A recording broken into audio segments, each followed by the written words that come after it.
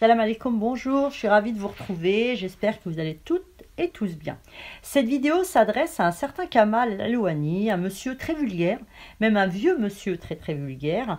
Elle s'adresse également aux Algériens qui ont le même profil, donc menteur, fourbe, hypocrite, voleur, lâche. Non, ce n'est pas une citation d'Alfred de Musset dans On ne badine pas avec l'amour. Et puisqu'on est dans la littérature, restons-y. Vous connaissez tous Roméo et Juliette, Tristan et Iseut, mais connaissez-vous le plus grand chagrin d'amour, le plus populaire du monde islamique, Kaïs et Leïla? C'est un jeune poète qui tombe fou amoureux de sa cousine.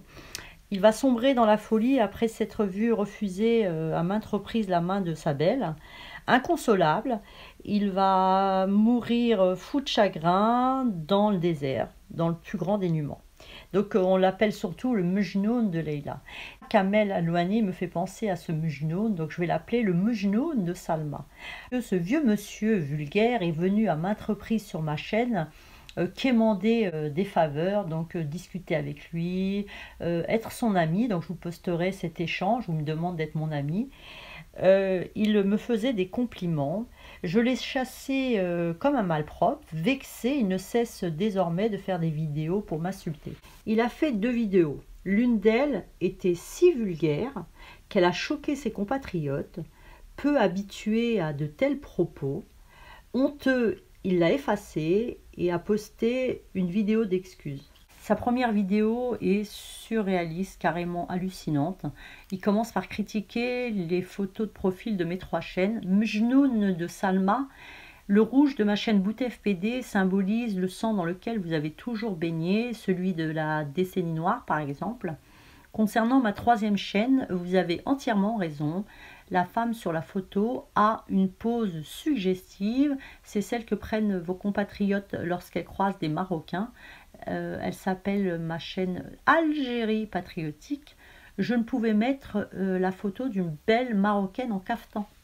Ce vieil homme est complètement sénile, obsédé. Il dit que j'aurais séduit Zefzafi, que je suis une sorcière, une ensorceleuse, vraiment du grand délire, que je voulais le faire entrer dans une secte, la secte chérifienne. En réalité, il se moque de notre cérémonie d'allégeance à Sa Majesté Mohammed Sati Sallallahu alayhi wa sallam. Mejnoun de Salma, le seul à avoir succombé à mes charmes, c'est vous. Vous ne cessez de me suivre, de parler de ma beauté, de mon physique. Vous parlez même souvent d'entrejambe. Nul besoin d'être psychiatre pour voir que vous êtes très atteint. Je n'ai aucun remède à vous proposer, donc allez voir ailleurs. Nous aimons notre roi, nous lui embrassons la main. Comme nous embrassons également la main de nos parents. Bon, c'est vrai, vous embrassez le cachir, chacun ses traditions. Personnellement, je préfère les nôtres. Pourquoi embrassons-nous la main de notre roi? Je vous laisse visionner cette petite vidéo. The royal king,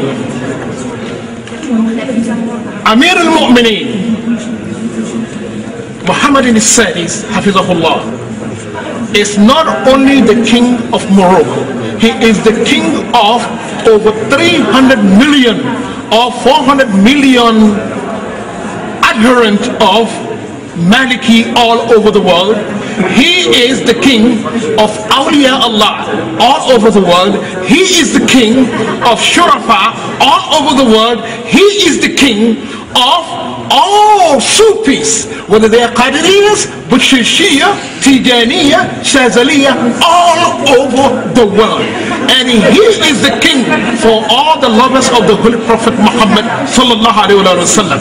And so he is not alone. We stand with our king. He is the king of all of us.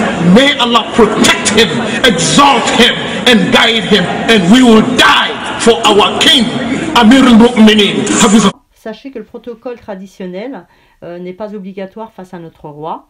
Nous ne sommes pas obligés de lui baiser la main.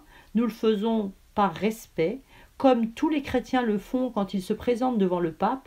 D'ailleurs, de hauts dignitaires baisent la main du pape, et ça, vous n'en parlez jamais. Comme je vous l'ai expliqué, il a effacé sa 2e vidéo.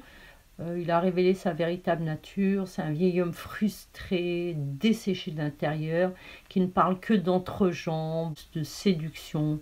Il est vulgaire. Il n'a pas supporté ma vidéo sur la révolution du Cachir. Vexé, il a dit que le saucisson était la virilité que ses compatriotes avaient entre les jambes. En réalité, c'est ce que vous n'avez pas. Vous brandissez ce saucisson, vous les castrez, les biberonnez du régime Bouteflika. Si vous étiez des hommes, vous auriez mis en application l'article 102. Abdelaziz Bouteflika, votre ectoplasme, est absent de la scène politique depuis son AVC, donc en 2013. Ça fait plus de 20 ans que vous êtes gouverné par des vieux débris, des malfrats. Votre pays traverse une crise sociale, une crise économique, politique, sécuritaire, morale. Alors, ne venez pas me dire que vous êtes des hommes. Vous défendez ces pilleurs. Vous êtes les derniers dans tous les domaines. Monsieur le Mjnoun, le vulgaire, je sais que vos connaissances sont faites de briques et de broc, mais sachez qu'après la Deuxième Guerre mondiale, les États-Unis ont mis un programme de prêt accordé à différents États européens pour aider à la reconstruction des villes, le plan Marshall. Et ça correspond à peu près à 150 millions d'euros, 1,80 milliard de dollars. Qu'en avez-vous fait? Rien. Votre pays est une ruine. Vous êtes des incompétents, des fainéants. Votre situation est si catastrophique qu'on a envie de pleurer. Je me demande si les Algériens n'ont pas été lobotomisés. L'Algérie est devenue la prostituée soumise à son maquereau, le clan Bouteflika. De toute façon, vous n'y pouvez rien. Le destin de votre pays n'est plus entre vos mains, il est entre les mains de Washington et de Paris. Le Mejnoun de Salma, vous avez proféré des insultes, vous pouvez vous les garder. Vous avez montré votre vrai visage, celui d'un homme fourbe, menteur, haineux, vulgaire, hypocrite. J'ai honte pour vous. Il faut accepter l'inacceptable. Hein. Vous avez choisi un saucisson, et le pire des saucissons, comme symbole de votre révolution. Donc cessez de venir sur ma chaîne et m'importuner et de me raconter vos sornettes. Vous ne m'intéressez pas et vous ne m'intéresserez jamais. Je vous remercie de m'avoir suivi. Je vous souhaite une agréable journée. Je vous dis à très bientôt, Inch'Allah. Portez-vous bien. Salam alaikum. Au revoir.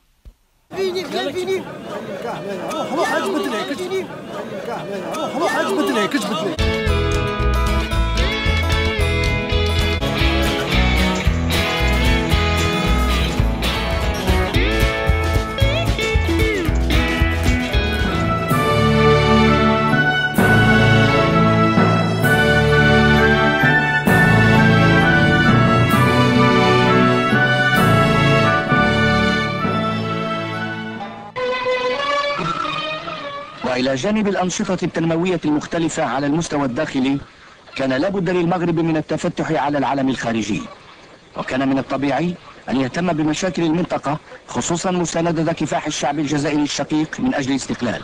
وفي هذا الإطار تدخل الزيارات المتكررة لأعضاء الحكومة المؤقتة الجزائرية وعلى رأسهم السيد فرحات عباس. كان لابد للمغرب من التفتح على العالم الخارجي. وكان من الطبيعي أن يهتم بمشاكل المنطقة. Encore avec vous pour une nouvelle vidéo. Alors là, cette vidéo, c'est la vidéo qui va taper la honte, mais la honte à tous ces Algériens qui passent leur temps à dénigrer le Maroc.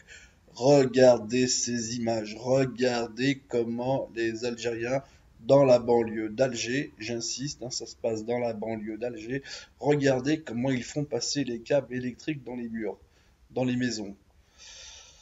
Les mecs qui ont construit ce quartier n'étaient même pas capables de déporter les lignes électriques. Vous savez même pas déporter une ligne électrique et vous construisez la maison autour des lignes. Regardez, dans le salon, le mec, il a deux câbles. Il a deux câbles haute tension qui passent dans son salon. Ah, tu m'étonnes, celui-là, il doit pas avoir de moustiques chez lui, hein. Ni d'insectes, ni de souris. Hein. Le moindre insecte qui passe à proximité des câbles, là, il se prend une décharge. Et vous voulez en plus organiser la Coupe du Monde avec le Maroc. Vous construisez des bâtiments comme ça et vous voulez vous comparer avec le Maroc. Mais vraiment, tous ces chiatas, tous ces Algériens qui passent leur temps à insulter le Maroc, vraiment, vous avez pas de face. Mais regardez ce qui se passe chez vous, regardez. Le mec, regardez, les câbles, il s'en sert comme étendage. Dans son salon, il y a un câble électrique qui passe. Mais franchement, mais est-ce que vous êtes normaux? C'est une question qu'on peut se poser, hein. Voilà, dans le salon, c'est comme ça. Et ensuite, tous ces gens, ça veut faire les beaux. L'Algérie est une puissance, et la plus grande puissance d'Afrique, le plus grand pays d'Afrique. Ah ouais. Vous avez surtout pris le côté Afrique, mais vous n'avez pas pris le côté pays, hein. Regardez ça. Allez, ils ont percé, franchement, incroyable. Ils ont construit les maisons autour des câbles électriques. Dites-moi dans quel pays ça existe ça. Dites-moi dans quel pays ça existe. Même dans les pays d'Afrique les moins développés, ils font pas ça. Tellement ils savent quand même déporter des câbles, déporter des lignes. Ils savent qu'on peut pas faire passer euh, les lignes, les câbles électriques ou les câbles télécoms à l'intérieur des maisons.